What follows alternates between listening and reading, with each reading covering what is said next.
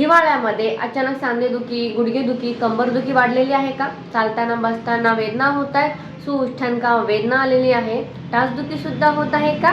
तर जाणून घेऊयात कारणे आणि उपाय. नमस्कार, मी डॉक्टर कीर्ती. हिवाळ्यामध्ये हवेमध्ये वृक्षता आलेली असते, शीत गुण अधिक वाढलेला असतो आणि त्यामुळेच वातदोष सुद्धा वाढतो. तोच आपल्या सांध्यांमध्ये सुद्धा कोरडेपणा जाणवतं आणि त्यामुळे सुउष्ठणका वेदना या अधिक प्रमाणात जाणवतात.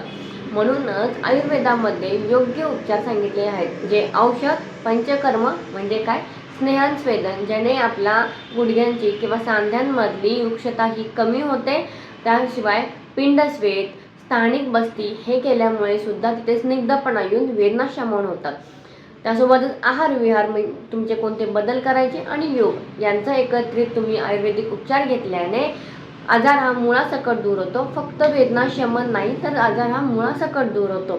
त्यामुळे योग्य वेळेस योग्य उपचार करा. हा विनासायास, विना कोणताही त्रास न होता उपचार आहे, ज्याने तुम्हाला शस्त्रक्रियेची गरज पडणार नाही. म्हणूनच पेनकिलरवर अवलंबून राहू नका, वेदना वाढण्याची वाट पाहू नका, योग्य वेळेस योग्य उपचार घ्या. कारण हिवाळा हा उबदारपणासाठी असतो, वेदना वाढण्यासाठी नाही. धन्यवाद.